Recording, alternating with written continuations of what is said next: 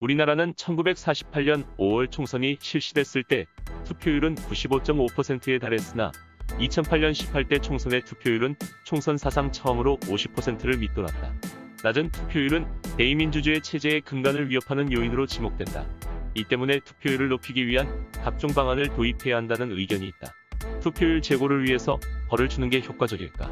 아니면 상을 주는 게 효과적일까? 불참자에게 채찍을 주는 것이 아니라 참여자에게 당근을 주는 인센티브제를 시행하는 나라도 있다. 칭찬은 고래도 춤추게 한다는 논리를 받아들인 것이다. 해외에서는 투표 인센티브제 도입을 시도하거나 도입을 통해서 투표율 제고에 성공한 사례도 있다. 미국 필라델피아는 투표율을 높이기 위해 2015년 시장 선거에서 한 명을 추첨하여 $10,000의 상금을 제공하는 인센티브제를 도입했다. 노르웨이는 1995년 한 지자체 선거에서 복권 추첨 방식으로 2명에게 $1,600 상당의 여행권을 제공하는 제도를 도입한 바 있다.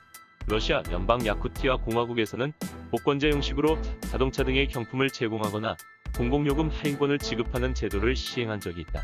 불가리아도 2005년 총선에서 복권 추첨 방식으로 TV나 자동차, DVD 플레이어, 휴대전화 등 경품을 제공하기도 했다. 콜롬비아는 1997년부터 각종 투표 인센티브 제도를 시행하고 있다. 투표 참여자들에게 공공고용 기회를 제공하거나 군복무 기간을 단축해주는 등 인센티브가 그것이다. 일본에서는 선거 세일이라는 명목으로 상품권을 제공하거나 할인권을 지급하는 등 형태로 인센티브 제도를 실시하기도 했다. 나고야시가 2001년 상품 가격의 10에서 15% 할인 혜택을 투표 참여자에게 제공했고, 하코네가 온천 숙박료 50% 할인 혜택을 제공했으며, 그리고 교토시가 투표장에 가기 위한 택시 요금의 10% 할인 혜택을 준 것 등이 대표적 사례다. 요약하면 세계적으로 투표율 제고를 위해 인센티브제를 시행하는 국가는 매우 적으며, 시행하더라도 지방자치제 차원에서 제한적으로 이루어지고 있다. 한국의 경우 선거에서 인센티브제를 사용한 것은 1999년 충남 천안시 병천면 기초의원 선거가 최초이다. 이후 18대 총선에서 전국 단위로 투표 인센티브제를 법제화해서 시행한 것이 처음이자 마지막이다. 18대 총선 당시 선관위는 약 4억 원을 들여 투표역 인증을 제작했고, 투표한 유권자에게 박물관 등 국공립 유료시설 1,400여 곳에 대한 이용요금 면제 및 할인 혜택을 주거나 서울 시내 유료 주차장 270여 곳의 주차료 면제 혜택을 줬다.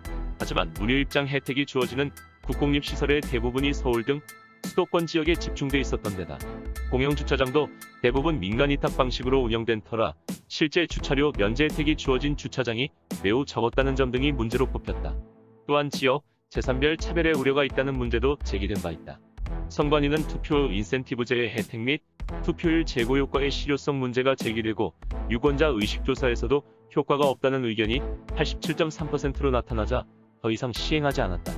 다만 지방자치단체별로 40여 차례의 국회의원 재보궐선거, 교육감 선거, 기초광역의원 선거에서 지역에 한정되어 인센티브제가 실시된 적이 있다. 인센티브는 지역사업 지원, 교통편의 제공, 물품 제공, 할인 제공 등으로 이루어졌다. 중앙선거관리위원회는 투표 인센티브제를 보완하기 위한 여러 가지 방안을 강구 중이다. 예를 들어 도서, 문화상품권을 주는 방안도 거론되고 있다. 전자선거가 도입될 경우 특정인의 선거 참여 경력에 대한 전산 조회가 가능해 향후 선거 참여 기록을 공무원 채용 때 면접 참고자료로 활용하는 방안을 장기과제로 검토 중이기도 하다. 또 선거일에 쉬는 직장인 유권자들의 경우 투표에 참여해야만 유급으로 인정하는 방안, 그리고 공직선거 입후보자의 경우에는 선거권 행사 여부를 피선거권 요건에 포함시키는 방안을 검토하고 있다. 마지막으로 사람들이 좋아하는 로또 방식을 이용하는 것과 투표용지를 복권화하는 방안도 거론되고 있다. 한국에서는 2017년 19대 대통령 선거를 앞두고 유권자 90여만 명이 응모한 국민투표로또 서비스가 실시된 적이 있다. 1등 500만원, 2등 200만원, 3등 100만원의 당첨금을 받았으며, 당첨금은 1,300여 명의 후원금 1,100만원을 바탕으로 운용되었다. 참여 방법은 투표소에 가서 투표에 참여한 뒤 손바닥 등에 찍은 투표도장과 전자우편 주소가 함께 나온 인증샷을 촬영한다. 이후 국민투표로또 홈페이지에 접속해 카카오톡 본인 인증을 받고 인증사진과 휴대전화 번호를 등록해 응모하면 된다. 다만 특정 후보를 암시하는 사진과 투표용지를 직접 촬영한 사진은 당첨 대상에서 제외된다. 이 서비스는 작가 유시민 씨가 썰전에 출연해 투표율 증진의 방법으로 제안한 것을 한 스타트업 개발자가 실제 서비스로 만들었다. 문제는 국가의 주인으로서 권리를 행사하는 데에 혜택을 제공한다는 점이 선거의 순수성을 훼손한다는 비판에 있다. 본질적으로 투표율이 높고 낮음과 같은 양적 문제와 더불어 질적 문제에 대해서도 숙고해봐야 할 것이다.